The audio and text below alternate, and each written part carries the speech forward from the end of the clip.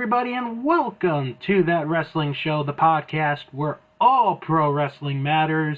And this is going to be a fun episode because not only are we previewing an event, we're also reviewing a Coliseum video. We are. Yes. Most of. And this is Fro's This time I have actually seen it. Yeah, this is Fro's first ever Coliseum video he's watching, and we did get a suggestion for this. So we'll thank that individual a little later on.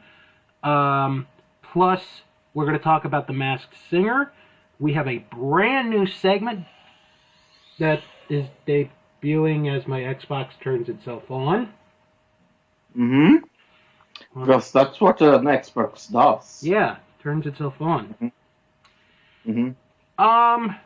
But let's jump right into the news, and I think the big story this week, the official announcement of WrestleMania 37. It is all set. Mark the date down. Sunday, March 28th, Los Angeles, California, at the brand new SoFi Stadium. And WrestleMania will be going Hollywood. Even though it's in Los Angeles. Okay. Weird. Yeah, it is. I don't know. I guess they're figuring LA is Hollywood. Maybe. Yeah. But I mean, this was one of those announcements we were expecting at some point, and I know it was either going to be this or Las Vegas that was going to get the next WrestleMania, so it doesn't really surprise me that LA is getting another WrestleMania. But what makes this interesting, and I'm just pointing this out to everyone, when we get to that WrestleMania, it will be on the 30th anniversary of WrestleMania 7, which also took place in Los Angeles. That was the one where they tried to sell out the Los Angeles Coliseum. Couldn't do it because they said there were terrorist threats, quote unquote, and they ended up moving to a smaller venue. So, right. But yeah, the date, the location is set. Los Angeles is going to be getting WrestleMania 37 next year. So we got a long way to go. We still got to get to this year's WrestleMania first. So. Mm-hmm. But no, that is pretty big news to report there. Are you excited for this year's WrestleMania? So far, I am, actually. I think it's going to be better than last year's, but then again... It has potential. A lot of WrestleManias has the potential as being better than last year's, because I did not like last year's. I don't know how you cannot like last year's. Well... We have our different... Well, I mean, the way right now it's set up with Brock and Drew, and then Randy and Edge. I never thought Randy Orton would get me so pumped up for a potential WrestleMania match. I know. Yeah, I know. I think right there, those two sell me this WrestleMania already, and we don't even have the full card. I mean, this week in wrestling... this is why I'm talking about it. This week in wrestling got me to understand how near we are WrestleMania, almost. Mm-hmm. Because there was so much build up to WrestleMania. Yeah. This week. Yeah. It has the potential, if they set everything up right, to be one of the best WrestleManias ever. I mean, what I remember of last year's was that it was long and boring, and I did not especially enjoy it. That's more or less what I remember. No memorable matches that I can think of, nothing. Not even the Kofi Daniel Bryan match? Yeah, I guess that's the only match when you say it now. Right. I remember it, but it's like it's not deep in my memory. That's understandable. Of course, I think the difference for you and for me was you saw it when it happened. I saw it the next day because I was coming home from New York. Right. And that's like the first WrestleMania that I missed watching live in like many years. Yeah, like almost 15 years. So right. But no, that's a fair point. That is a fair point. So but I do think I think there of course there is a time bias, as I call it. Mm-hmm. Yeah. I call it that because I'm watching this in the middle of the night, and if I'm watching something in the middle of the night, it has to keep my attention through and through. And when your WrestleMania is 18 hours, it is kind of hard for me to like. But it is true though. They have been long these last few WrestleManias, so. But I still remember the Daniel Bryan WrestleMania. Like that's in my mind is one of their better modern, and I'm calling it the modern WrestleManias of all time. I mean, it is one of my favorite WrestleManias of all time. I just loved it. I mean, it was just so good. When you and Jason and I, when we did our list for the best WrestleManias of all time, we each had WrestleMania 30 somewhere in the top 3. Yeah. Which tells you how good of a WrestleMania that was. Right. It is awesome WrestleMania. It really is. So which number is this? Is this 35? This is going to be 36. 36, okay. Yeah. 36. But of course, for some reason, Vince McMahon does not want to have the numbers next to WrestleMania. Right. It's like, oh, it's getting old. Let's get rid of the numbers. Yeah. The numbers. I love that he thinks that kind of is how it works. But no. Death to man. But no. I'm going to say it right now. I think Raw and SmackDown got me interested in WrestleMania. I will say that. Raw was good this week. I really liked Raw this week. Yeah, it's definitely my top 3. And then in a SmackDown tonight with the date of Otis and Mandy Rose. Right. Yeah. I mean, just from the I'm looking forward to that. Just from the montage we got last week, it's like, okay, this could be good. Right. But they are doing some what I would call storytelling tricks that gets me interesting. I'm not sure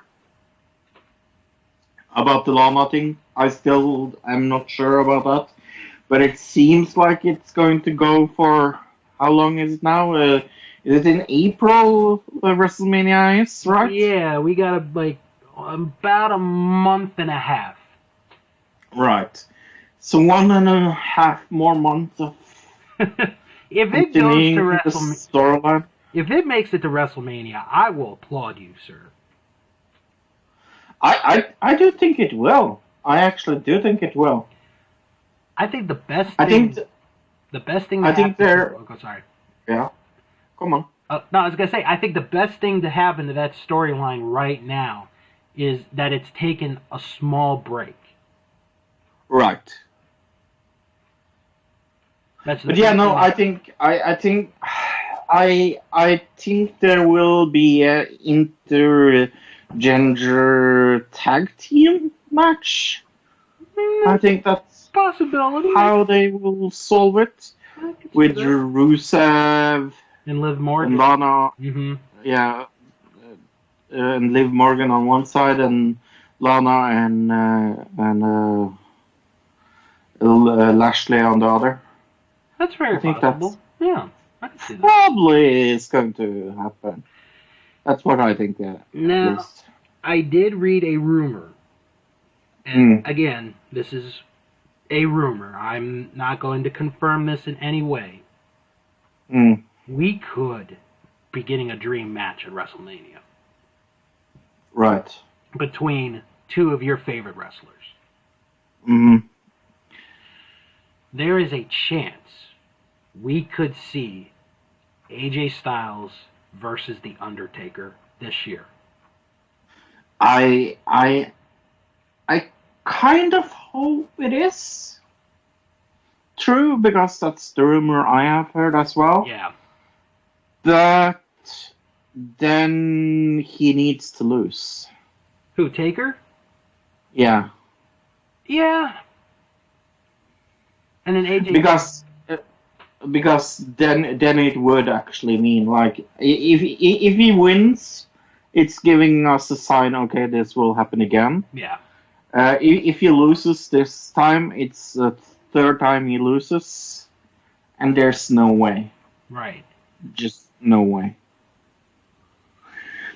That's my personal thought about it. Be very interesting to see what happens. You know, that this is why this is the best time of the year to be a wrestling fan. Just going on this road, you have no idea what's going to happen.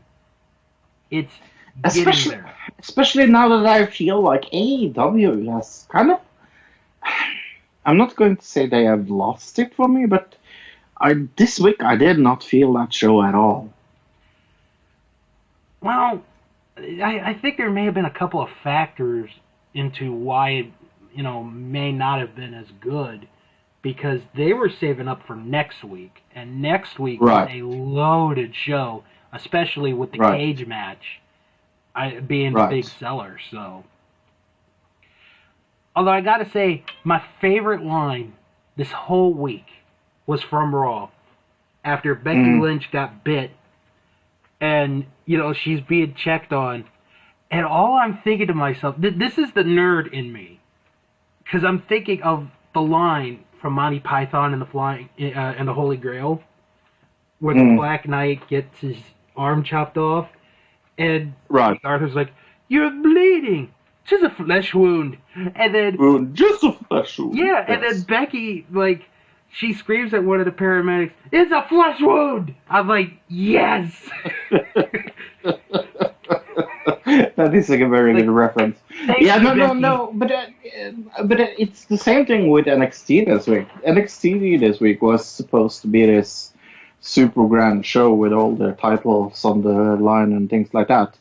Did you like NXT this week?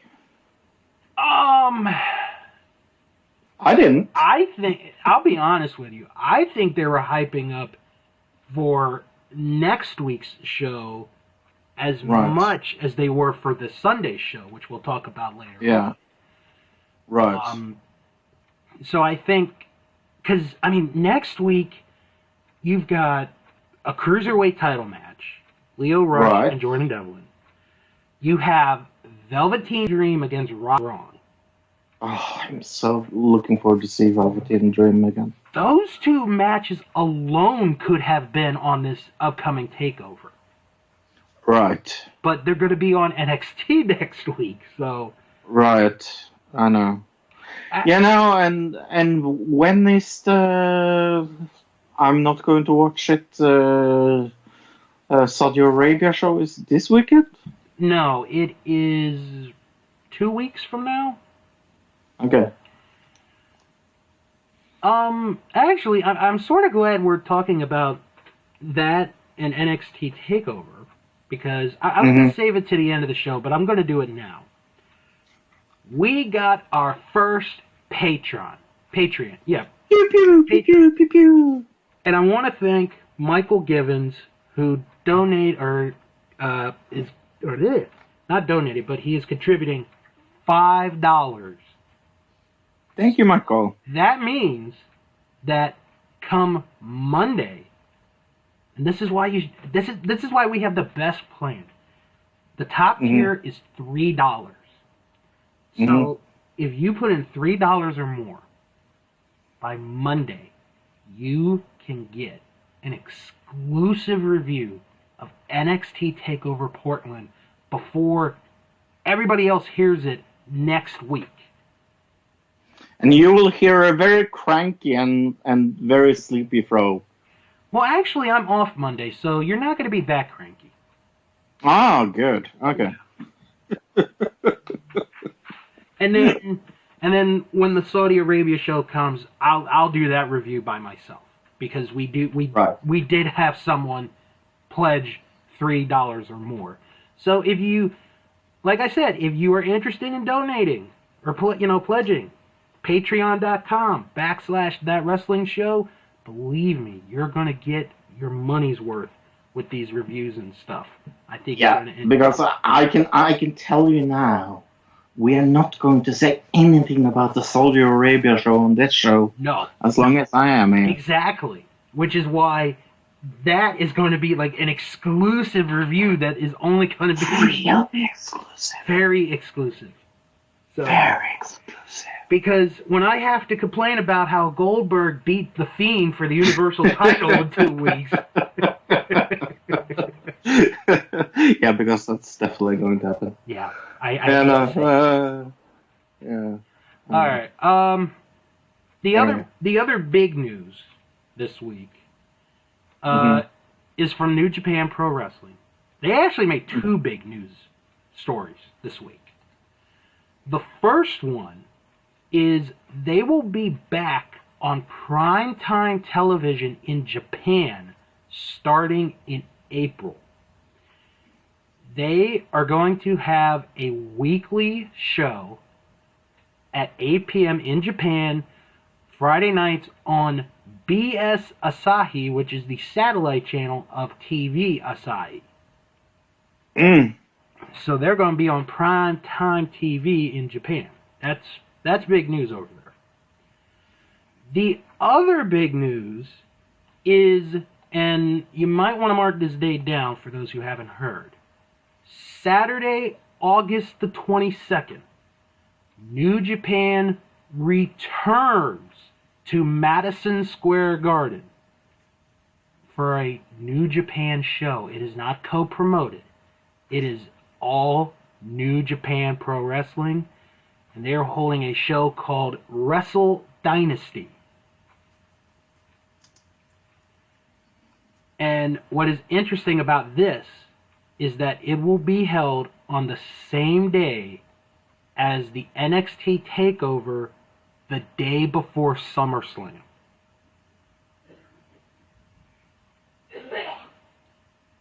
That's pretty big. And according to reports, Wrestle Dynasty will be on the same scale as Wrestle Kingdom. So we're going to be expecting some big time matches, I think, on the 22nd of August. So we might be fighting over what we watch on August 22nd. Well, I mean, not fighting, but will be an intense discussion between now and the 22nd of August. So, have to see what happens. But no, that's cool news. I mean, I was there last year for the G1 Supercard in April at Madison Square Garden. That was an unbelievable experience. If you missed that opportunity, I would say go to it. It is worth it. Worth the trip. So. Okay, let's get into legal news.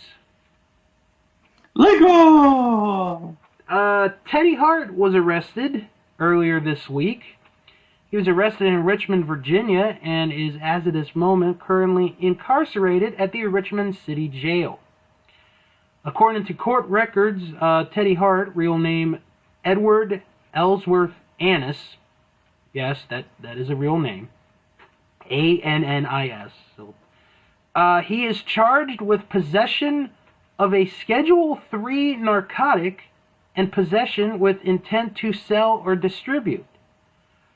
According to Virginia law, possession of controlled substance is a Class 1 misdemeanor if it is punishable with up to 12 months in jail and a fine of $2,500. Possession of that controlled substance by a prisoner is a Class 5 felony, punished with up to 10 years in prison and a $2,500 fine. According to swangolaw.com, that's actually a real site, the narcotics that fall under Schedule 3 in Virginia include anabolic steroids, ketamine, codeine, and hydrocodone.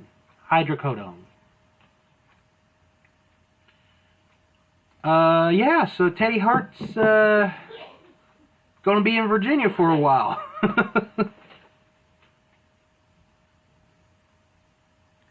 Yeah, I guess so. Good old Teddy Hart. You can always rely on him getting in trouble.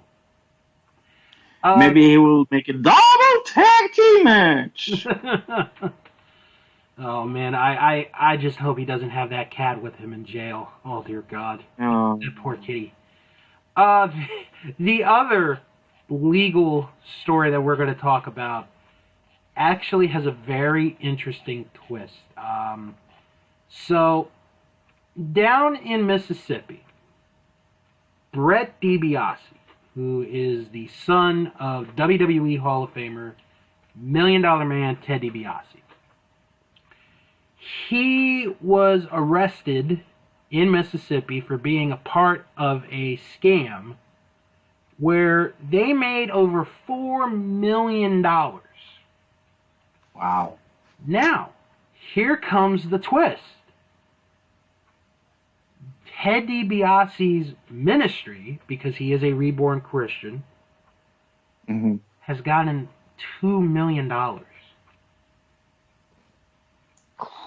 Yeah, not good. That is so funny.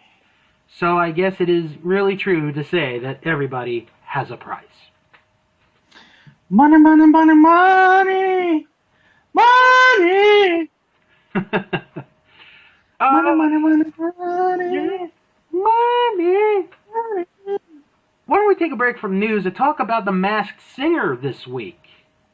Let's. Because this was the final showing for Group A before they get to the what do they call it, the Elite Nine or the 9 something. Yeah, something 9. I don't remember. Yeah, let's talk about how they freaking screwed the monster over this week. Oh yeah. What a devastating thing to do! I was like, what? The literal F is going on. I have no clue. It is so weird. So weird. So they started the show with the 4 contestants doing a group song because, being Valentine's Day, or about to be. I like that. And what a better way to do it than by singing a Kiss song? So my first thought was, oh, okay, they're going to sing Beth because that's a ballad. They're right? Sing... No. They sang Rock and Roll All Night. But it was totally okay. Now, did you notice during that performance we didn't get to hear White Tiger sing? Yes, I did notice that. And why is that? I wonder. Let's talk about it. Okay. Turtle sang There Is Nothing Holding Me Back by Shawn Mendes. Miss Monster sang You Don't Own Me by Leslie Gore. Kangaroo sang Diamonds, very beautiful, by Rihanna. And White Tiger sang... Is it really singing on this song? You Will Rock Me by Queen? Because I'm not sure if he sang. Yeah. Now, something to keep in mind is when they did, the clues this week, right? Each contestant had somebody important in their life talking about them. One of them, and who was the girl again? I always forget her name. Leah Remini. Yeah, Leah Remini was the guest judge this week. So the Turtle had his high school teacher talk about him. Mm-hmm. Miss Monster had her hairdresser talk about her. Mm-hmm. Kangaroo had her brother. Okay, that makes sense. Mm-hmm. And the White Tiger had his college buddy talk about him. And you can do many things when you disclose somebody's voice, Mm-hmm. but it's very hard to disclose people's accent. Yeah. And that is the most Boston accent I have heard in my entire life. It was so clear he was from Boston. Yeah. So then we get to the elimination, and in a shocking twist, Miss Monster was eliminated from the competition. I felt devastated because I think you and me agree it should be a White Tiger, right? I thought it was academic, to be honest. Right. Because, and I think, and I think it was Robin Thicke who said it best, and he makes a good point when he said it. White Tigers was more of a performance, right, than singing, which is what Miss Monster did.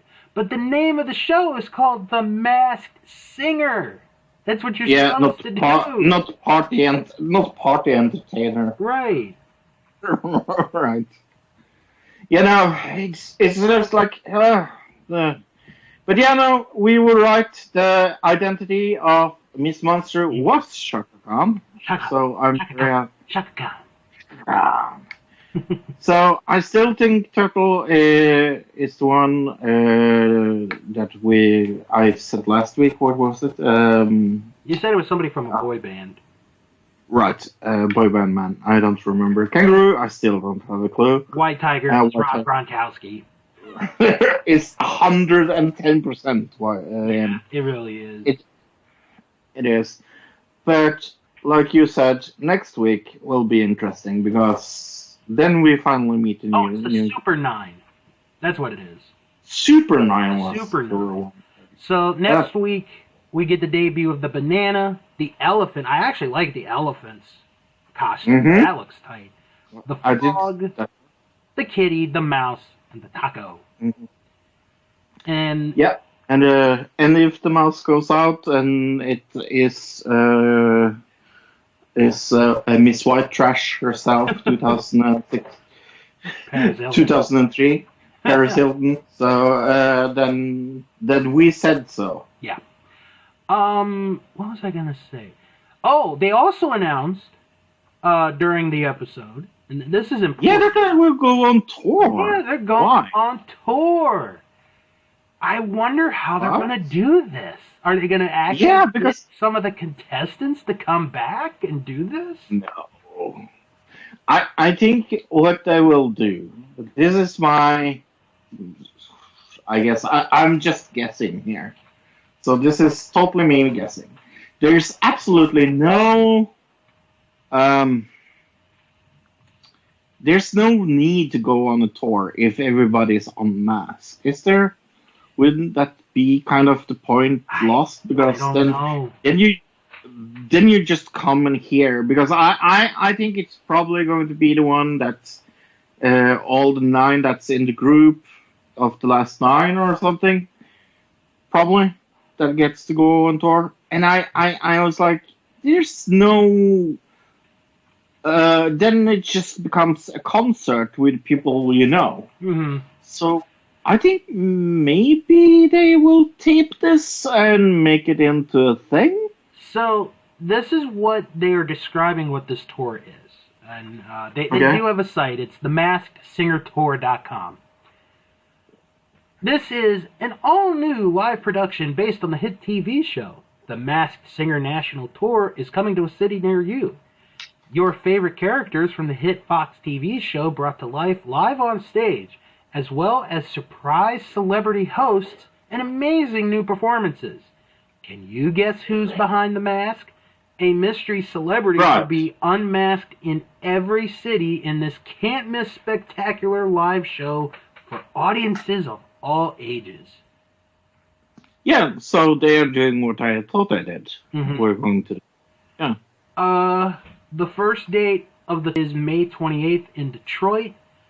They actually will be coming into my area in early June. June 10th in Baltimore at the Hippodrome Theater. June 11th at the Warner Theater in Washington, D.C. I'm contemplating if I want to go or not. The only thing is, it's right near the end of the school year for me, and, it's like, oh, do I want to go see this? How expensive is it for a ticket? Okay, I'm going to check the Warner Theater one. Okay, so you got to go through Ticketmaster or Live Nation, whatever. Cheapest seats that I'm seeing right now are $59.90. Okay, not too bad. Let's see, what are the most expensive seats? Oh, I'm going to guess. How much? Yeah, well, I'm going to guess $200, maybe. $79.50. Wow, that's cheap. That's not bad.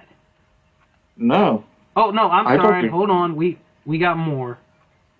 Oh. Okay. I guess if you're like in the orchestra, it's over $200+. Oh, Right, it comes with that a was- VIP package. Sorry. Right, I thought so. So if you're You not get to meet doing people. if you're not doing the VIP package, the most expensive is $139.50. That's not bad at all. No, that's not bad. No, That's not bad. So, I would pay that.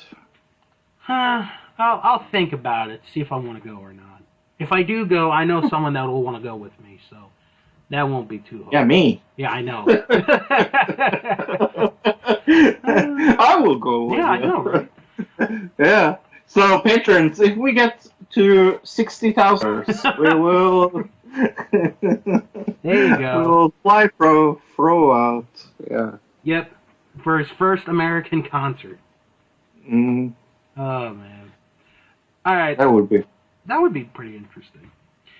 All right, let's get back into the news here. This one is for all you who have kids. John Cena and The Rock are nominated for upcoming Kids' Choice Awards. Mm. Dwayne Johnson is nominated for Favorite Movie Actor, and Jumanji, The Next Level, is nominated for Favorite Movie.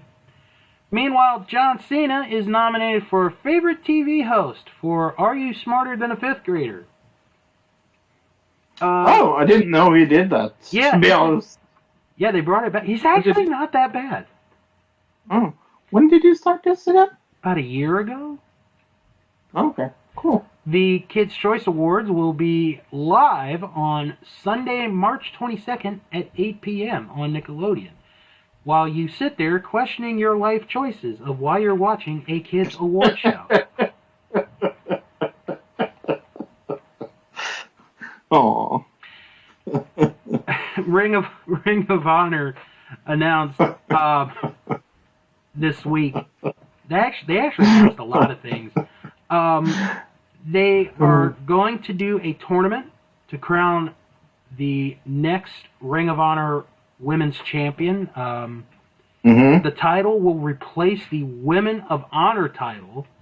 So this is going to be a new championship. This is called the Ring of Honor Women's World Championship. So basically the Women of Honor title is dead. It's gone. It is not. I think that's for the best, to be honest. Yeah, it is. Especially after what we reported a while back. So. Yep. The tournament will begin on April 24th in Philadelphia. In the streets of Philadelphia. And not to be outdone, the Pure Wrestling title, which we've talked about the last few weeks, their tournament is going to begin also in the month of April. The pairings have not been announced yet, but we will be having two tournaments going on in Ring of Honor at the same time. Cool. Which is very interesting. I honestly cannot think of a time where a promotion has had 2 title tournaments going at the same time. I think ECW did that once. Maybe. You might be right on that one. Want to bring up AEW because we talked about Dynamite earlier this week. We had a surprise debut in Jeff Cobb. Yeah. Nice to see him back. Mm-hmm. And I'm sure people are wondering, well, wait a minute. Why is Jeff Cobb in AEW when he's working with Ring of Honor? Well, right now, he is under a verbal agreement with Ring of Honor. And one of the things with his contract is that he could wrestle pretty much anywhere. And he is right now going to wrestle at AEW. He has a match next week against Jon Moxley. Jeff Cobb... I'm really looking forward to, by the way. Jeff Cobb is one of the best big men, I think, going today. Oh, definitely. He's up there. Yeah. So, Cobb and Moxley is going to actually be a pretty entertaining match next week.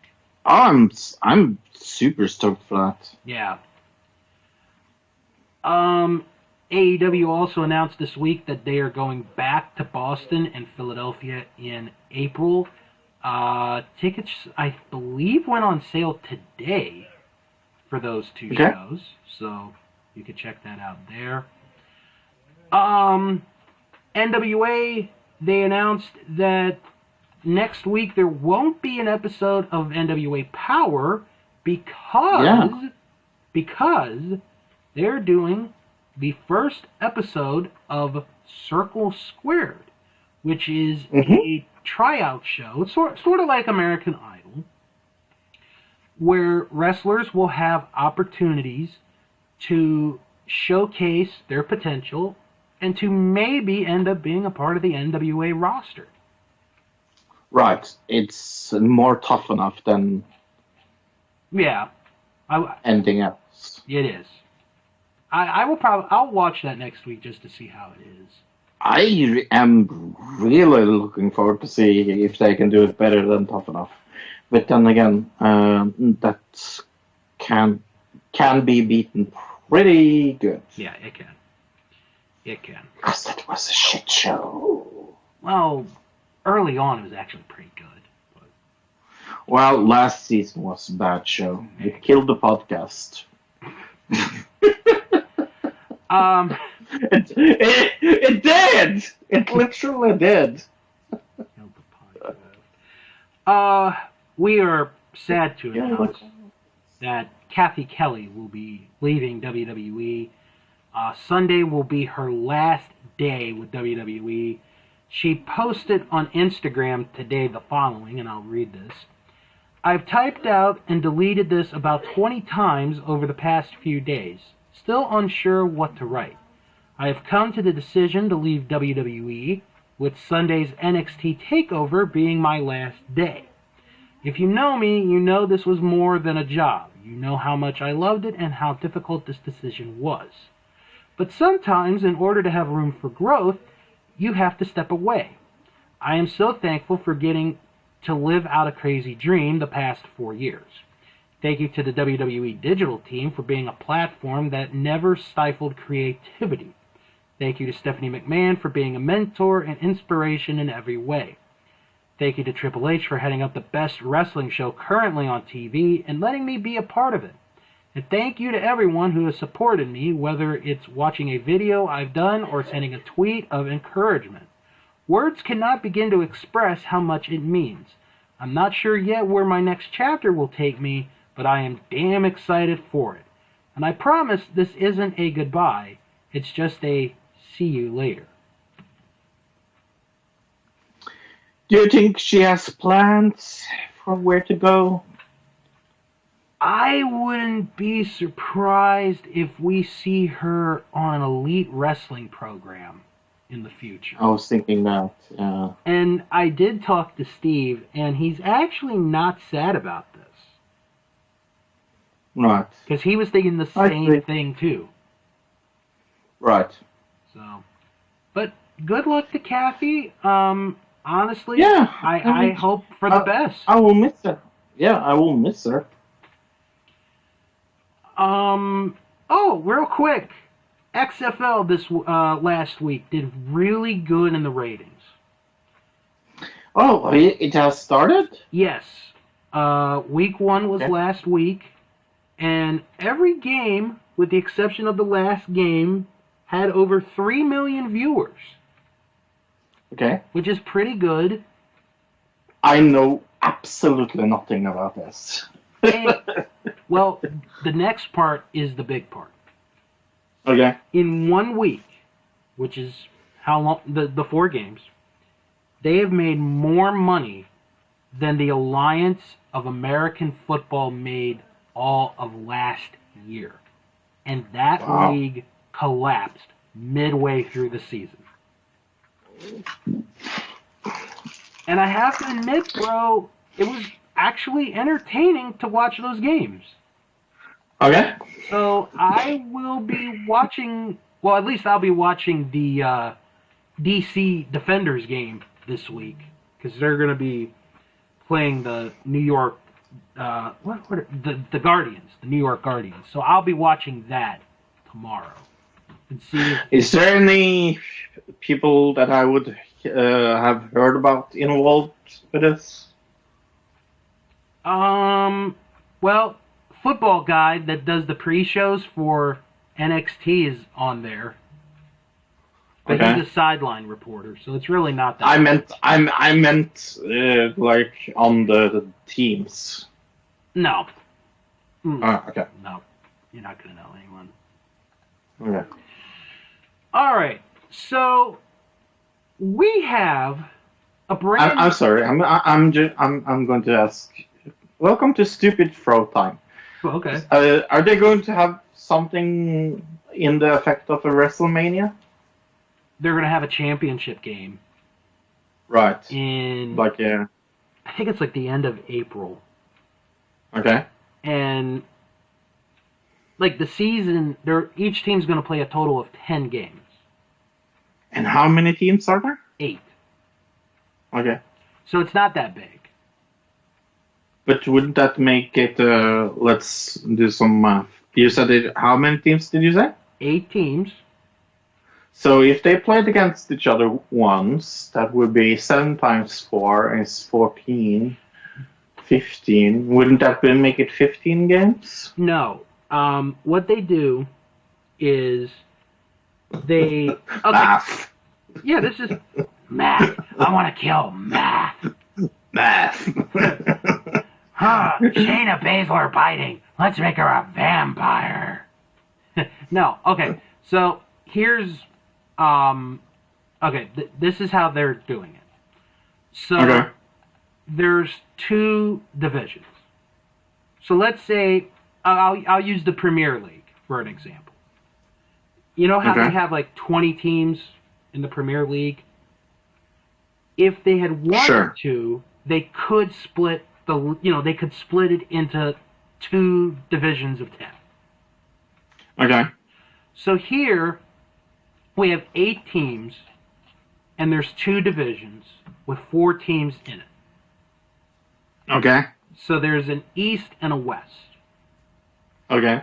So I'll use DC Defenders as an example. Yes. They have to play each team in their division twice. Right. So that's 6 games right there. The remaining 4 games, they have to play against teams from the West Division. Okay. But they only play them once. Okay. And that's how you get your 10. Okay. And then they'll do like a very, very short playoff where... Oh, so you meant each team plays 10 games? Yes, each team plays 10 games the regular season. I was like, okay. I thought you meant 10 games all over through the 8 teams that was there, and that made absolutely no sense. No. I was like, That's not even one match each. Right. But if there's 5 in each, you said 4 in each division or 5? 4 in each division. Right. So they would play their division, the other teams in the division, twice. Right. So that's 6 games right there. Then... I understand it. Yes, I understand it. Okay, now you got it. Okay. All right. So that means that all over in a year it would be 80 games. Yeah. Well, yeah, it would. No, wait a minute. Yeah, you're right. Isn't that correct? Yeah. Am I doing bad math here? If each team play 10 games and there's 8 teams, right, it means that it's 80 games. I believe you're right. Right. If we have a math professor here, please let us know if we're right or wrong. No, I'm just saying if you say every team played 10 games and there's 8 teams, that makes 80 games. Right. Okay. I see your point now. That seems a lot. Yeah. And I just wanted How many days a week are they playing? Once. Once? Yeah. And the season goes from when to when? Well, it started in February and it's going to go to April. It ends in April? Mm-hmm. Like, it's very short. How is that possible that you play 80 games? No. Between then and now. Collective 80 is played with 4... No, wait. Yeah, it's 4 games. That's not possible. That's not possible because there's not enough Sundays in the month. Okay, they play from now to April. There's 2 games. There's 2 games on Saturday and 2 games on Sunday. Okay, so it's 4 games a week. Right. So it's actually 40 games. I don't know. That makes absolutely no sense if they play 10 games each. See, then they play 5 games each. Math is the reason why I dropped out of college. Why? I also suck at math. It's okay. It's all right. No. Well, welcome to Idiots Do Math. Right. Mm-hmm. A new podcast. Yeah, exactly. Yeah. Oh God, I hope none of my teeth. No, I was like, this doesn't make any sense. I was like, this doesn't go up. I hope none of my coworkers are listening to this. Yeah. Oh well, I just wanted to bring up how they did in week 1, and they did really good anyway, against McMahon. Yes. So, I'm probably not going to bring it up again until they have their champion for the year. So. Like their Super Bowl, yeah. Their Super Bowl, basically. So, I'm interested in seeing their Super Bowl. All right. Tell me when it is, and I will watch it with you. I think it's the end of April, and it's not a late game, so you'll be able to watch the whole game. Right. It doesn't start I watched 6 o'clock here, so. I watched Super Bowl, so it's okay. And you actually enjoyed it. Oh yeah. So, yeah, that'll be. We'll do that on a future podcast. Which championship was better, the Super Bowl? I think there will be. Well, they have to have very funny commercials and a very good halftime show. I highly doubt we're going to get funny commercials for the XFL title game. All right. What channel is it on? Sorry. It is. Well, it's weird because they have it on multiple. Like, they have ESPN. Right. ABC. So it's syndicated. And Fox and Fox Sports 1. Right, so it's syndicated. Yeah. Cool. Pretty much. Anyway. All right. Let's move on. Let's move on. Let's not talk more about math. Yeah, no more math here because we have a brand new segment. So, I didn't even think about it until today because this weekend, this Monday, here in the United States, is President's Day, where we honor all the presidents of the United States with sales on televisions. No. Because we're officially on the road to WrestleMania, we always have this discussion of what's the best WrestleMania of all time. Mm-hmm. Mm-hmm. But one thing I thought about, and I've had this plan for over a year. Which era of WrestleMania is the best? Mm-hmm. How are we going to break this? We're going to do it by looking at the WrestleManias that were held during each U.S. president since the very first WrestleMania in 1985. So, each week, and we're doing this for 6 weeks, we have a wheel that I paid a lot of money for. I mean, I had to build it with my own bare hands. Mm-hmm. And once a week, we're going to spin the wheel, and it's the president. We're not going to get into what they did during their term, but we're going to look at the WrestleManias that were held during their presidency. Ultimately, Fro and I, we're going to rank all 6 based on the WrestleManias, not what they did in the office. That is very important to note. And we will determine once and for all which era of WrestleMania is the best based on who was in the White House. I like that. And we welcome you to the very first segment of Wrestling with Politics. Wrestling with Politics. Okay. So, I'm going to spin the wheel, and obviously whoever lands on this week is going to be number 1, but we'll talk about what WrestleManias they had. So, with that, let's spin the wheel.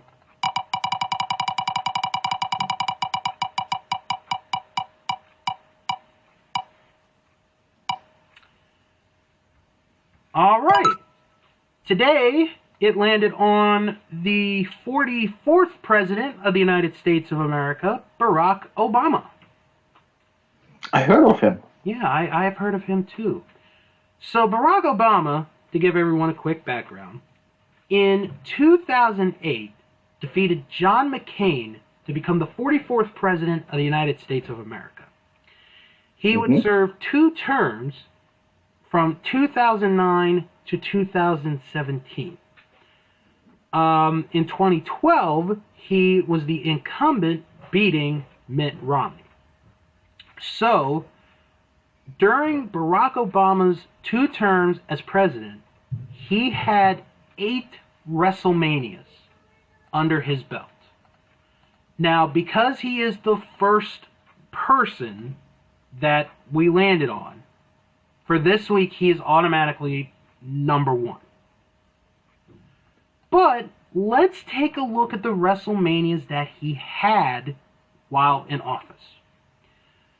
So, his first WrestleMania was WrestleMania 25, which has the classic Shawn Michaels Undertaker match. One of my favorites.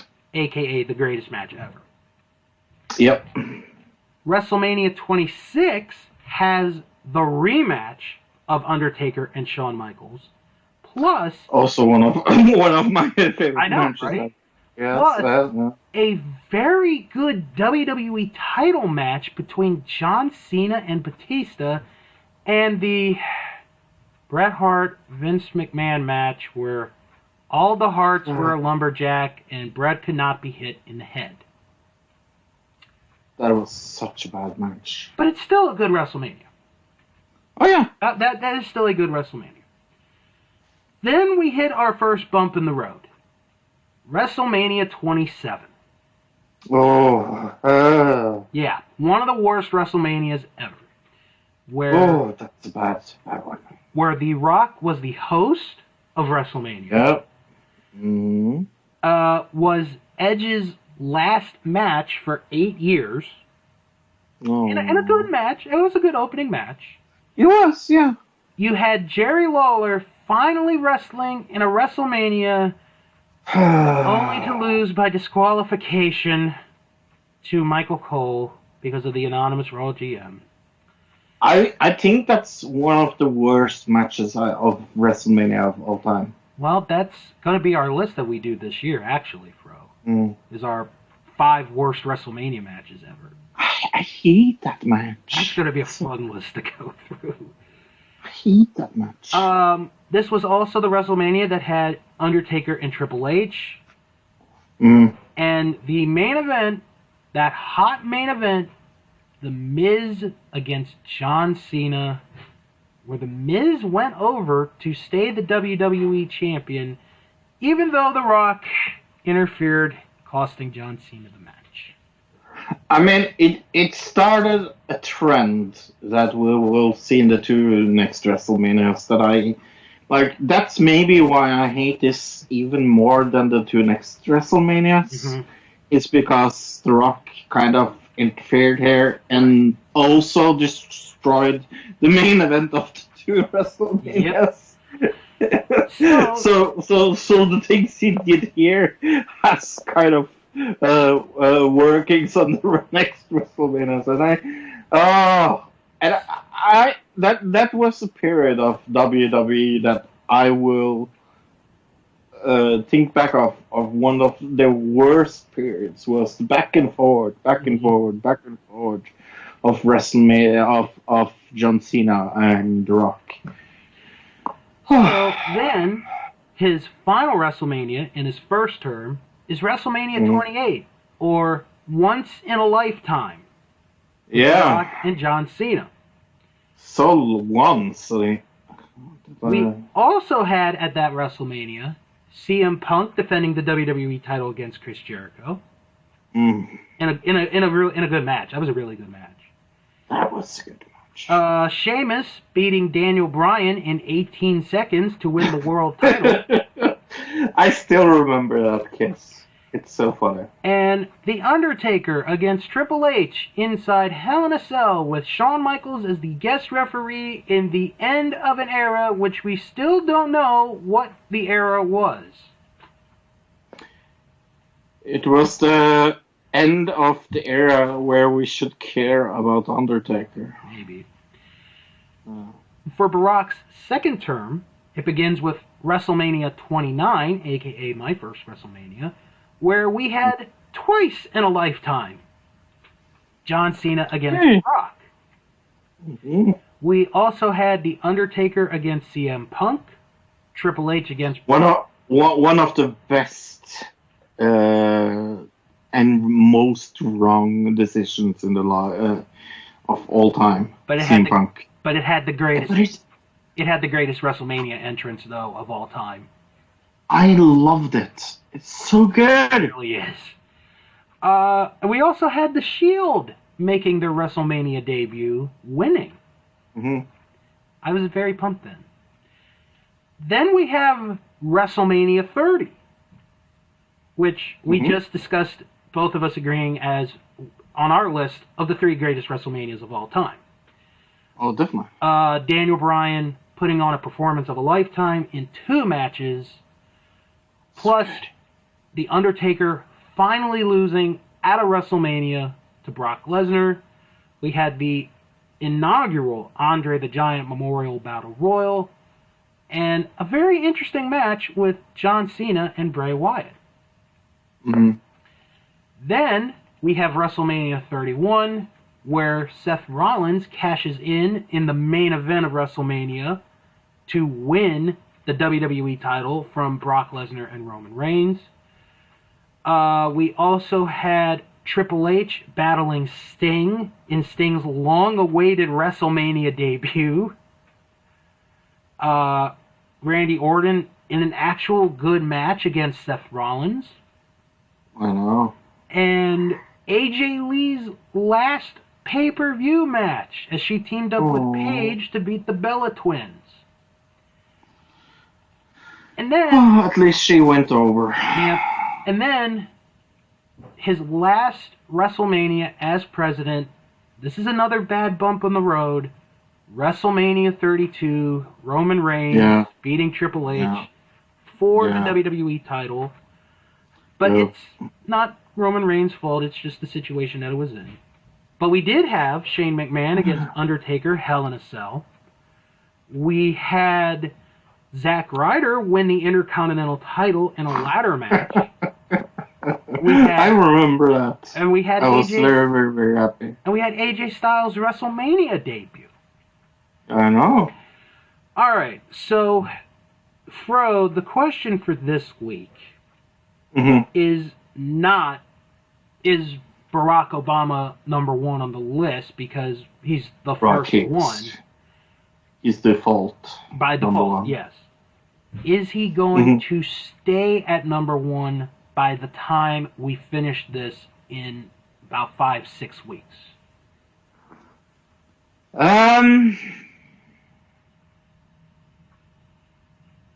Because I'm going to say no. And I'll tell you why. I think so, no. I mean, go ahead. Some of my favorite WrestleMania matches is here. But all over, no. I think the reason that he's not going to stay number one on this list eventually, he has 2 bad WrestleManias. Right. During his presidency. The one we just mentioned, 32, and 27, which is considered one of the worst WrestleManias ever. I think it is one of the worst. I think those 2 alone are going to eventually cost him his spot at number one. Because, probably, yeah. But the plus is he does have WrestleMania 30. Yep. Which is one of the better WrestleManias of all time. It's going to be interesting. It's going to be interesting to see where he ultimately lands. But for this week, the Barack Obama presidency has the best era of WrestleMania ever. So tune in next week as we will spin the wheel again as we discuss another president of the United States and their WrestleManias. And of course, you guys can leave your thoughts as well on which president you think had the best WrestleManias. So, all right. So, Fro, we had a request to review something. We'll be honest, we normally don't get many requests, but when we do, folks, we try to fill them in for you, and we did here again. Pardon me. Nick Opalewski, who requested us to review that episode of Superstars from 1992, asked us during our winter vacation if we would review Brains Behind the Brawn, which is a Coliseum home video. And we said, absolutely, we would do it as soon as we had the time. Well, we don't have a pay-per-view to review this week anyway. So we are going to go back to 1989. Do you remember 1989? I do. I was definitely much alive. I was only 3.5. Going on 4. I was older. Yeah, you were much older. So much older? Hey! I'm just kidding. So, this is a very... I just want to say before we get into the review, this is a very interesting time because we're getting towards the end of the 80s, which is considered the golden era for the WWE. And one of the, I think, best marketing ideas they ever did was release home videos. Because in a way, it was them saying, okay, here's what's happened over the last several months. which is why, when I do the Coliseum corners, which will come back hopefully real soon, it's a good way of like, oh, you're new to the product, or hey, you've been out of it for the last few months, here's what's been going on. So it's a good way of doing it if you think about it. Yeah, if I thought this video was good or not, we will talk soon about, but right. Yeah. We will get to that at the end. So, this is on the WWE Network. If you guys do not own the videotape of it, I do own the videotape of it, but to be fair to Fro, I watched it on the network. So, I was looking to see how much editing they did. So that's where I'm coming from for this. Okay. So, with that in mind, let's jump into Brains Behind the Brawn. So, our video begins with the Mouth of the South, Jimmy Hart, talking about how this is a videotape about the managers and who we're going to see. We're going to see Bobby the Brain Heenan, my very dear close personal friend, and we're also going to see the lovely Miss Elizabeth. And we're also going to see my brother, the Dr. Style Slick. And then we're also going to see, Mr. Fuji-san. Yeah, I mean, no racism. Let's bring this. Yeah, I was just going to say that. Let's bring up something right away. This video does not age well. Is that fair to say? No. Without like. It's not weird at all. No, I said, is it fair? Oh, is it to fair? Say? Yes, that it doesn't age very well. What we're gonna see as we go on. So, but yeah, no, it's kind of racist. There are some points. Yeah, there are. So, then they do the intro of the tape, and this is where edit number 1 comes in, because they changed the theme song, which I expected. So I'm not going to complain about that. Then we have, Bobby Heenan's talking in a corner. Oh, Jimmy Hart's. Oh, Slick is talking in a corner. Oh, Mr. Fuji's talking in a corner. So they're all talking at the same time when Sean Mooney comes in. Hello, I'm Sean Mooney. A very young Sean Mooney, by the way. Very young. He stops the talking, and he welcomes us as well to this videotape, Brains Behind the Brawn, where we're going to take a look at the managers of the World Wrestling Federation. We're going to not only see some of the highlights that they have, but also hear comments from them. So that's a plus. And I'm going to try to be very positive and this was so fun, but I did not especially like this. But yeah, no, it made me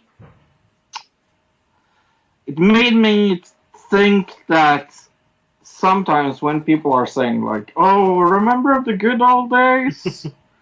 Depends on your version of good old days.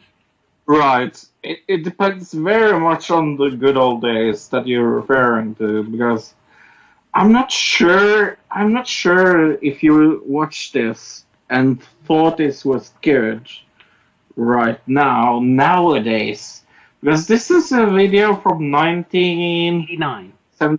89. Yeah, you said that. Yeah.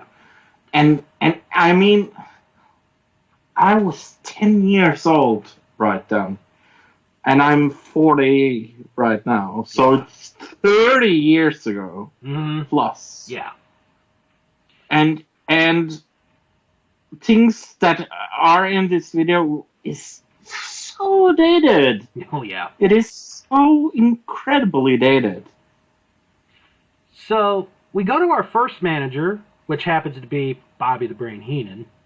And he talks about how he is the most cunning manager in the WWF, because he has guys like Andre the Giant, who he got him the title match at WrestleMania 3. Ravishing Rick Rude, who has the most magnificent body. He also has the Brain Busters, who will get him the World Tag Team titles, he says, which they eventually do, by the way. And he also has the King of the World Wrestling Federation, Haku. And then he talks about his latest acquisition, the Brooklyn Brawler, and how at one point he had the Red Rooster, and how it I love that he brings up the Red Rooster. Mm-hmm. I laughed so much when he brought that up as a good thing. I was like, yeah, this doesn't date very well. Right. But I don't think we should take it play by play. No. Go a little faster. Yeah. Okay, so we go through everything that happened to WrestleMania 3. Mm-hmm. And then we go to a part that really does not age well. A segment where Ted DiBiase buys a slave. Yep. And it happens to be Hercules. So My, oh my. Bobby Heenan sold a guy for slavery. Now this part I didn't notice, but it's on a website here. There is one part where they edited out where apparently Rick Rude kissed a woman in the crowd. So that's a minor edit, but it is still edited out.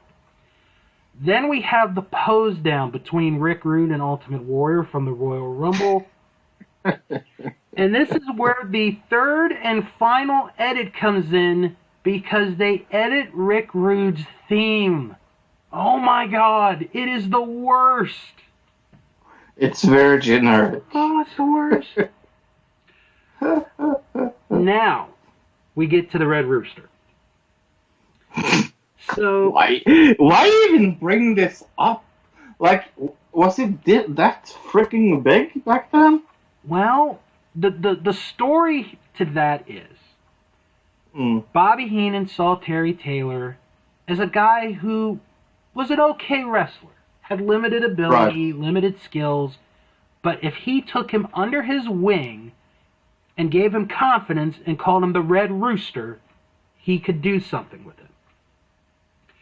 So we go to this match from Saturday night's main event, where it's the Red Rooster against Tito Santana. And for the first time ever, we have mic'd up a manager.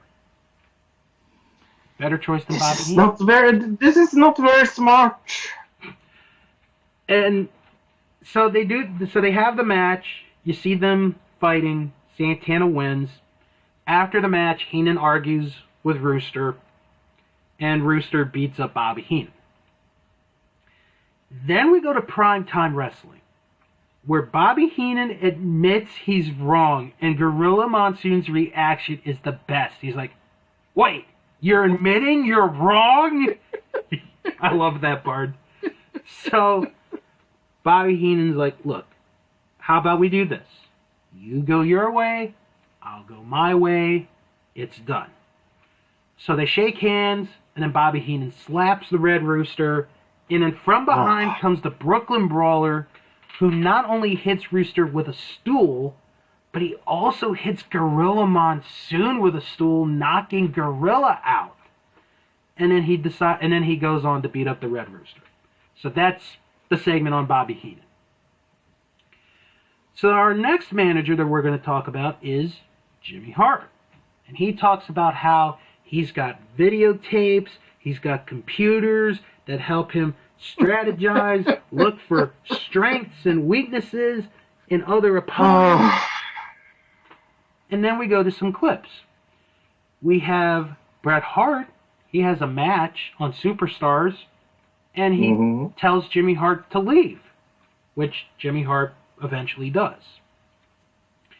Then we go a little bit longer to where Jimmy Hart is there again. Bret Hart asks him to leave. And then Jim Neidhart comes out and tells Jimmy Hart to leave. Then we have one more time where the Harts are in a tag match. Jimmy Hart is watching. And after the Hart Foundation win, Jimmy Hart is like, "You'll never win the tag team titles, baby. You'll never win them as long as you're not with me."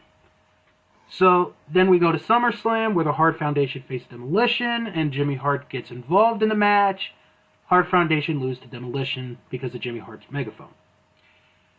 Earlier on that show, the Honky Tonk Man defends the Intercontinental title against, well, we don't know. It ends up being the Ultimate Warrior. Honky Tonk Man gets squashed. Ultimate Warrior wins the Intercontinental title. Then it was nice to see Ultimate Warrior again, I will admit that. Yeah. Then we go to Superstars, where Ultimate Warrior is being interviewed, where Jimmy Hart comes out and distracts him. And Honky Tonk Man hits the Warrior with his guitar on his leg and then delivers a headshot with the guitar, and it was so freaking loud.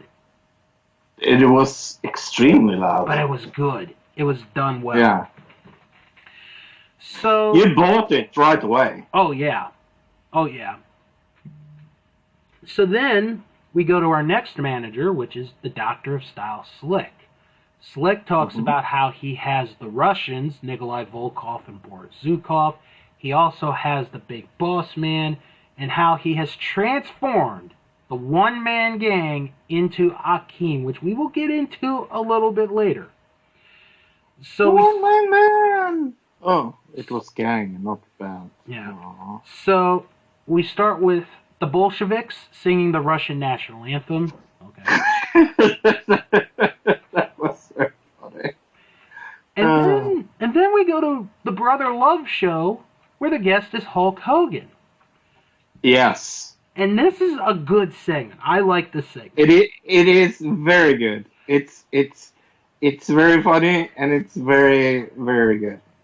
I love it. Because of what happened the last time Hogan was on the Brother Love show, Brother Love has some protection in the form of the Big Boss Man, and Slick is there with him. So Slick and Hogan have a verbal altercation, and then Boss Man beats the crap out of Hogan, and Slick sprays something into Hogan's eyes.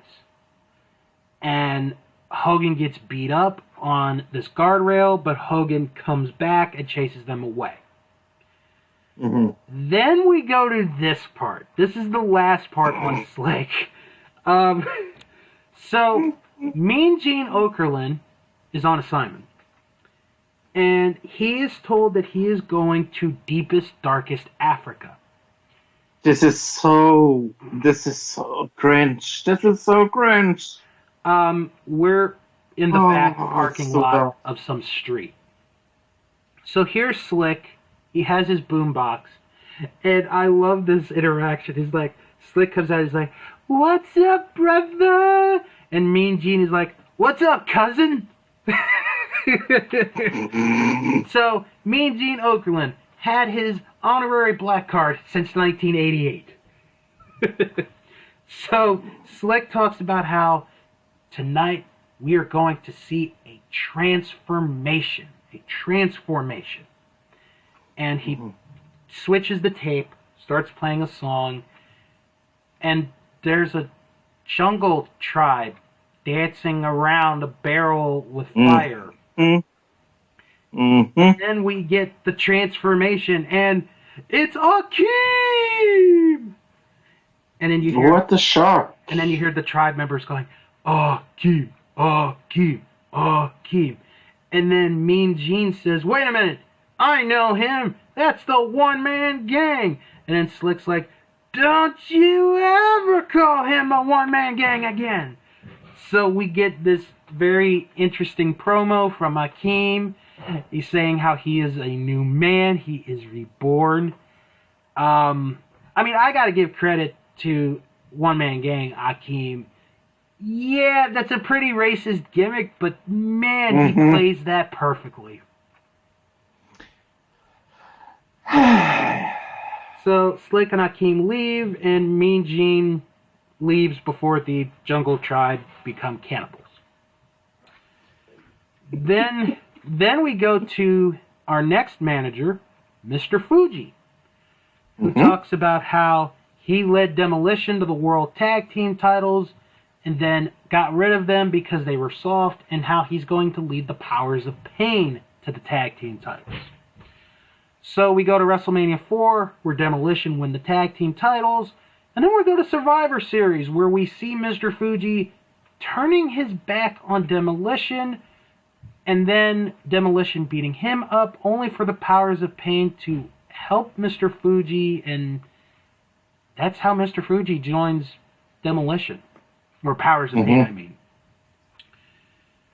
Then we go to, and I'm hoping Michael Quinn is listening to this, Frenchie Martin, who is the manager of Dino Bravo.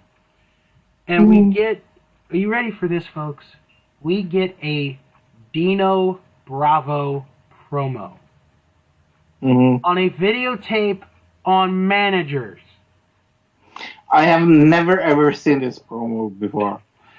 and I was like, what is this going on?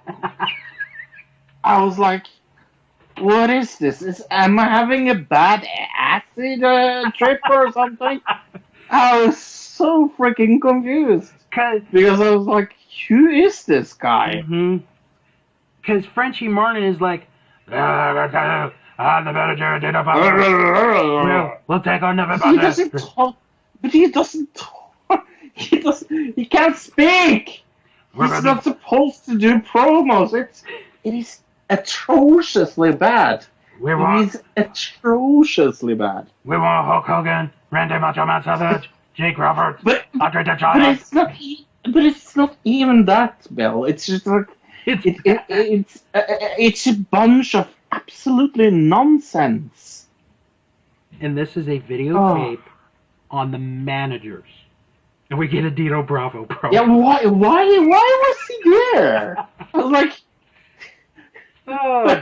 I don't understand this at all. I was so confused.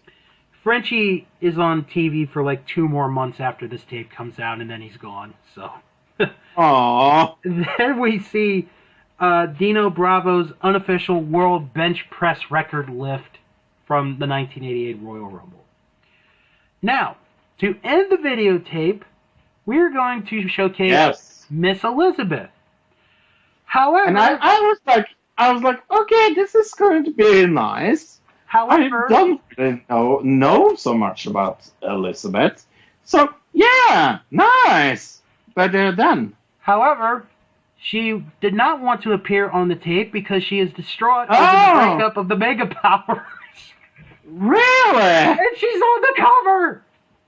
It is so stupid! She's on the cover of the tape! Oh, I was so disappointed. And Sean Mooney is like, now we'll see moments of why we fell in love with Miss Elizabeth from the very first time we saw her.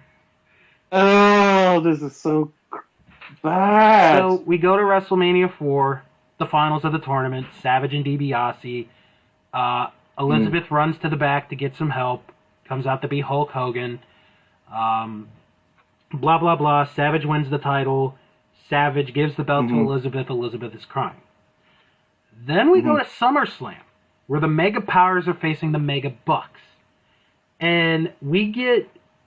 And I still remember when I saw this for the first time. This was an oh my god moment for me. Miss Elizabeth taking her skirt off her dress. Oh my god. Oh my god. See, this is why I will... When I will always defend Elizabeth on best looking women in wrestling history. Because she was naturally beautiful. Oh, yeah. Naturally beautiful. And then this distracts everybody in the ring. Hogan, Savage get up. They beat the Mega Bucks. And then we go to Survivor Series, where Elizabeth gets the handcuff keys from Slick, unlocks Hulk Hogan. Savage is getting beat up. Savage falls back into Hogan. Hogan makes a tag. Boot, slam, leg drop, Mega Powers win. And that is basically brains behind the brawn, because after Sean Mooney leaves, the 4 main managers talk, and that's the end of the tape. We pretty much reviewed that in under 20 minutes. Maybe under 15. I am going to admit this was very, very hard for me to sit through. Okay. I had to do this in multiple viewings because I have absolutely like you know I came into Right. All right. So you. Uh-oh. We've lost Fro, everyone. We were getting his. Are you there, Fro? Hello, Fro. All right. We're gonna have to join you guys in a second. So you had to watch it multiple times. It was hard to sit through. right. Yes. Where do you think, for you, the problem was with this? I think it is a combination of more things. Okay. First and foremost, I came into wrestling pretty late. Yeah. I'm not American, so for me, I didn't grow up with this, and I don't really have a relationship with the people that's on screen. I know them as people in the Hall of Fame or or things like that. Like I didn't follow the storylines back then, and I'm not one of those that has gone back and seen every single match and things like that. Right. So for me, it's hard to keep my interest when I don't know who everybody is. Of course, I knew most of them, but it's like, yeah. But I think, like I said, it is 30 years ago. This tape came out, and it shows. It shows in quality, and it shows in the way they cover a lot of topics. Yeah. Was there any part that you did like? Yeah, I liked everything that wasn't racist. Well, there you go. Yeah. All right, here's my thoughts on this. First off, it's a good idea to have a videotape on the managers. It is a good idea. Having Bobby started off was a good idea because he's obviously the biggest name manager-wise. Right. It's after you pass Bobby, because a lot of this is footage of Bobby Heenan. After you pass it, it's like Jimmy Hart has just a little bit. Slick has a little bit. Mr. Fuji has very little. Frenchie Martin a little too little. Yeah. Frenchie Martin has next to nothing. Elizabeth, who should have been at the end. I like that she was at the end. She has a little bit. So basically what you have is you've got the bookends right. Right. The middle was okay, except there were some parts that should have maybe been a little bit longer. I think Jimmy Hart should have been a little bit longer. I think Slick should have been a little longer. I think Mr. Fuji should have gotten a little bit more time. And it's almost like, and this is no disrespect meant whatsoever to Frenchie Martin, what the hell is he doing on the tape? Just because he's a manager and the only thing you have is, the bench press, that's not much. Plus, also, the fact that the promo that Frenchie is supposed to do ends up being a Dino Bravo promo doesn't really help at all. And then to have Elizabeth there, and then because she is on the front cover, if you haven't seen it, it's on our Instagram page. We do have the cover of the videotape there. You don't have the person who's on the cover of the videotape on the video. That's not good. That's not a good decision. I know you're going storyline wise, but still, she's got to be on the tape. So my overall thoughts is good beginning, good ending. The middle is the worst part. Mm-hmm. I agree. And yes, some of this stuff does not age well. Like the transformation of Hakeem, even though, Slick getting upset that he calls him the gang, that didn't age well. I think the opening with Jimmy Hart didn't age well. So it's almost like you have the bread and then you have the middle of the sandwich tastes terrible. That's exactly what this tape is. So. But yeah, what do you give it out of 10? It's not the worst thing I've ever seen. No. Because, like one part that I said line for line was the contract signing for WrestleMania 3, and Hogan's like, sign it if you're gonna sign it. Like I did that and I gave myself a chuckle. I give it like a 4.5, maybe a 4. Yeah, I gave it a 3. Yeah, that's about right. If you do want a good Coliseum video on managers, there's a very old one called Wrestling's Amazing Managers, where they dive through a lot more managers than they did here.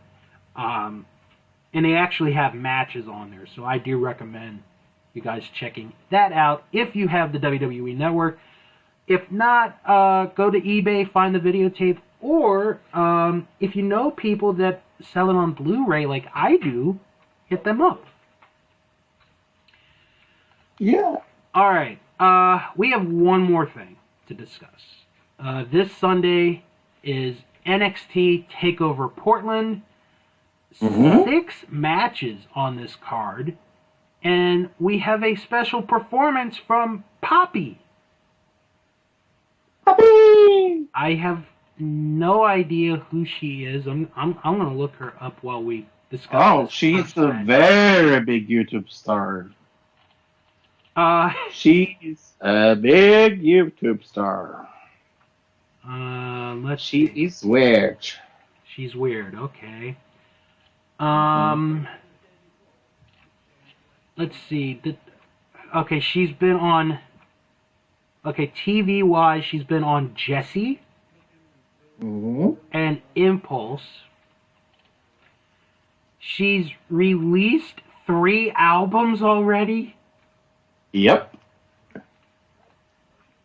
And she has her own YouTube movie that I actually recommend. If you want to be disturbed into your soul, I think you should watch it. I'd rather not. I'd rather not right now. It is surely something. She has talked about her gender identity, saying, quote, I haven't figured it out, but I'd like to stay gender neutral. I don't want to classify myself. I'm just Poppy. Oh my God. And that is her thing. I am Poppy. She goes and say that in every video. She's scary as F. Well, for being 25 years old, I guess she would be. She's also very pretty. So that'll be my piss break. All right, first match, Johnny Gargano against Finn Balor. Gargano. I think this one's gonna go like a couple more, so I'm gonna say Balor. Okay. Next match, this should be a fun match. I don't mind being wrong here, by the way. Okay. Tegan Nox versus Dakota Kai in a street fight. This is for nothing, right? This is for nothing. You go first. They had a match a few weeks ago on TV. Yeah. Nox got the win. I'm going to say Dakota Kai gets the win to even this up. Yeah, I think I'm just going to go opposite because I will go opposite. All right, so you're going to go Tegan Knox. Yeah. Okay.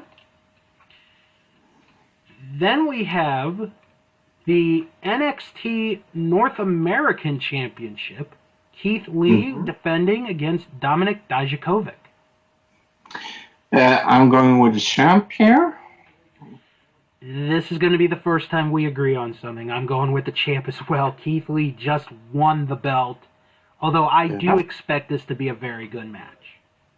I do too, but it's silly. I don't want hot potato wrestling. We talked about this many times before. Right. So. Then we have the NXT Tag Team titles. Kyle O'Reilly and Bobby Fish of Undisputed Era defending against Matt Riddle and Pete Dunne, the Broserweights. The Broserweights. It's a very nice and cool title, by the way. I like it. But yeah, no, I am going to stick with the champs here as well. I think we're going to get new champions on this one. Really? I think Riddle and Dunne are going to win the tag titles. I don't mind being wrong here. All right. Then we have the NXT Women's title match. Rhea Ripley defending against Bianca Belair. Oh, this is hard. This is so hard because of what they did to her in the Royal Rumble. Yeah, because Belair had an unbelievable performance. Yeah, amazing. What do you think? Here's my thing. Last year, if you remember, we saw Belair in 2 championship matches. And she was not that good on those occasions. No, she was not. I think NXT saw that, and they're like, okay, she's not ready yet. We got to give her more time. Right. It's been a year. Let's see if she's ready to perform in a big match situation. That's what I'm looking for. And yeah, you brought up a very good point. What do you do with someone who had their breakout performance literally a month, not even a month ago? Yeah. I'm gonna say Ripley wins the match, but Belair is not out of the title picture. Okay. Now, oh yeah, you got to make your pick. I really don't know. I have a strange feeling that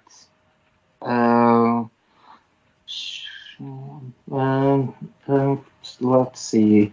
This is the last one before WrestleMania, right? Well, they have that takeover like the night before WrestleMania. Right, that's what I meant. Yeah. Then yeah, this is the last one before WrestleMania weekend.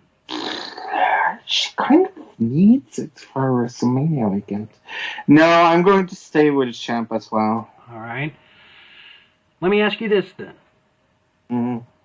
Is this the night Charlotte makes her decision? Yes.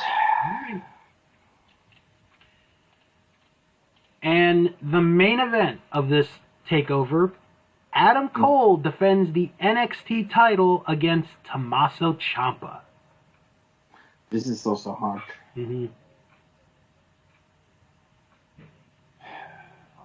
Again, I will think, and you can discuss with yourself. This is a very interesting situation because Adam Cole is one of the probably 5 hottest wrestlers going today. Oh, definitely. Been on a roll. But Tommaso Ciampa was so good as NXT champion, he never lost the belt. He had to surrender the belt. So the question is, do you go with the guy who, since the end of spring, has been the hottest wrestler going, Right. Or do you give the belt back to a guy who never lost it? But then you also have to factor, well, if something happens, do they face each other at the next takeover, which is very possible. Right. So I'm going to say Cole's going to retain the title, but I would not be upset if Ciampa won. I'm going with Ciampa then, just because. Right. All right. And that is our preview of NXT Takeover Portland. And we will... It's going to be good. Yeah, That's it should be sure. a good show. It really should be a good show. I mean, the fact that they're actually given an extra match just says, okay, we trust you guys. You know, go put it out there. So. And for people like me, this is Sunday, not Saturday. And I don't have to go into work the next day, so I can sleep in after. Nice. All right. Well, on that note, that's going to wrap it up for this week. So let's get into the... Oh, we got something else? I said wrap it up. Oh, all right, we're getting into the plugs. If you guys have any questions or comments, send an email, wrestlingman@thatwrestlingshow.com. Follow the show on Twitter at WrestlingShow11. Join our Facebook group. It is That Wrestling Show Fan Group. You type that in the search bar. You are right there. And if you can't find us, it's okay. I post the link in the description box of every episode, so you can copy the link and go from there. Visit our Instagram account. It is instagram.com/thatwrestlingshow. Just type That Wrestling Show, and you can add us. Check out the website, thatwrestlingshow.com, and visit the Patreon page, patreon.com/thatwrestlingshow, where if you sign up now, you can get, for just $3, our review of NXT Takeover Portland by this Monday before anybody else can hear it. So, Fro, what did you guys discuss this week on Another Digital Citizen? Yeah, we skipped the main topic because we had so much to do this week. So we did some politics, we did some TV, we did some movies, we did some why isn't the Raspberries giving out the Raspberry Awards? And we talked about the results of a little thing called Oscars or something like that. Yeah. Did you see this? I did. I didn't enjoy it, to be honest. No, it was bad. They had their worst ratings ever for the Oscars here. Yep. I think Joaquin Phoenix is still speaking at this time. You shouldn't artificially inseminate a cow, and you shouldn't take away a baby cow, and you shouldn't drink the milk from a cow. Like, what the hell is going on? What was it with him and milk that day?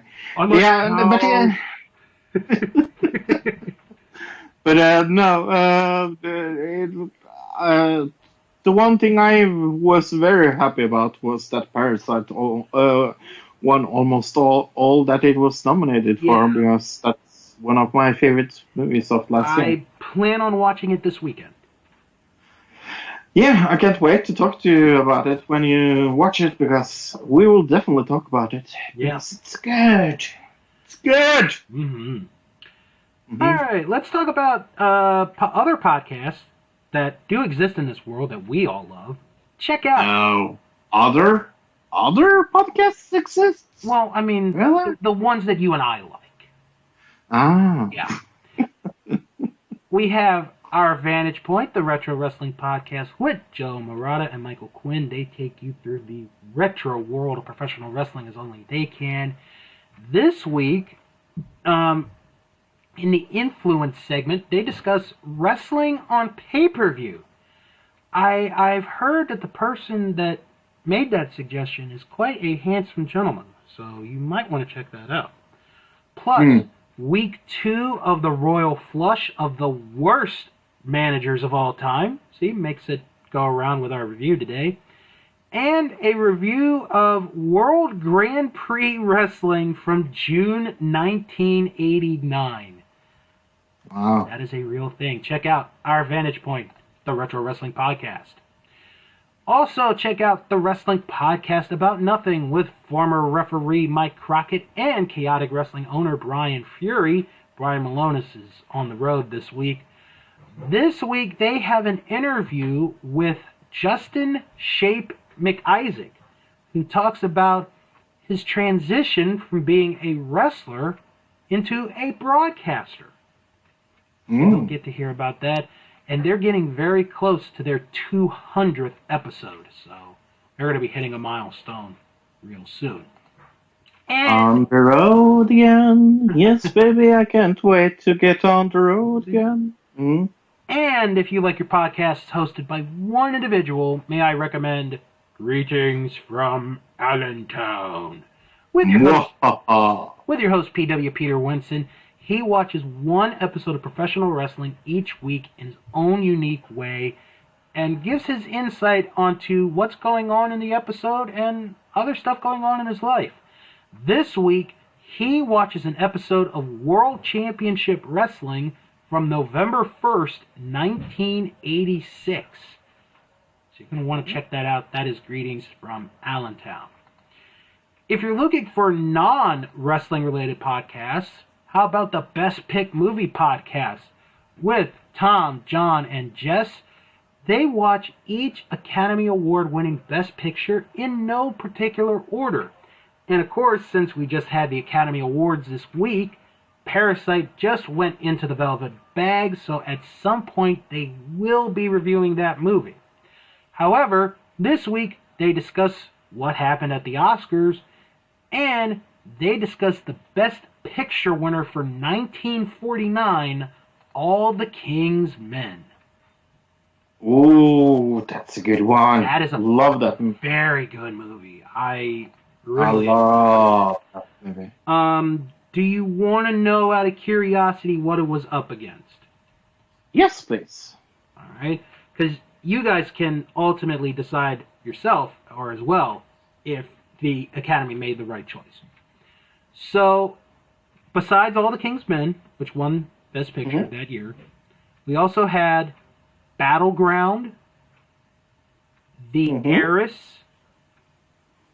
A Letter to Three Wives. That's a good one. And 12 O'Clock High. Ooh, 12 O'Clock High is a good one as well. Many good movies. I think they got it right, to be honest. Oh, definitely. Because All the King's Men is a very, very well done movie, and it hits really what's going on in today's society in general with the politics. So it's almost like a true story kind of movie, even though it's not a true story. So right. So check out the Best Pick podcast and listen to see if you agree or disagree. Check out Unspooled with Paul and Amy. They watch each movie from AFI's list of the 100 greatest movies of all time, the 2007 edition. This week, they discuss The Sound of Music. The hills are alive.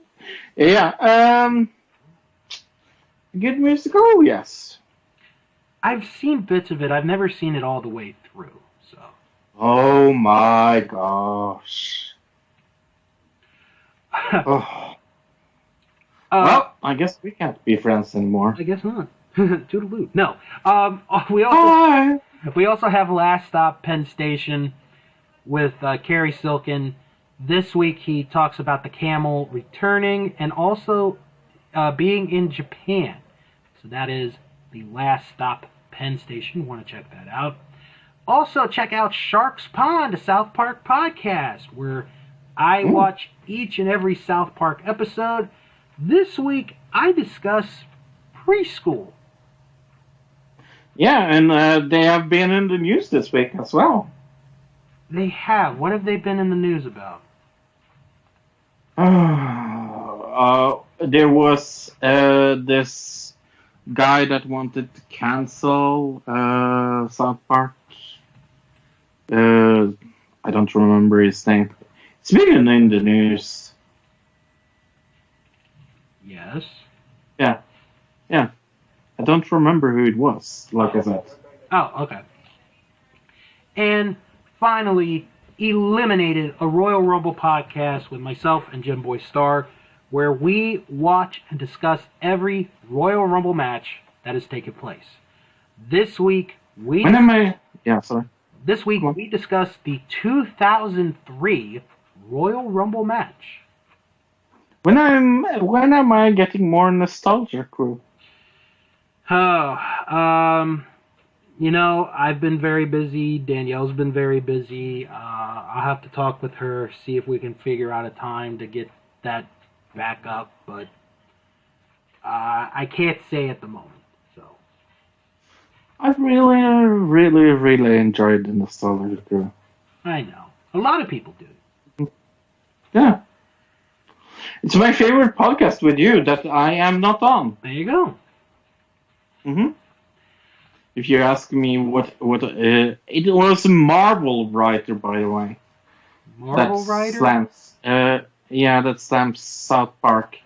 Let me find it for you here. 2 seconds. Sorry? No, I was going to say while you do that, next week on the show, week 2 of Wrestling with Politics, we'll spin the wheel and get another president to be discussed.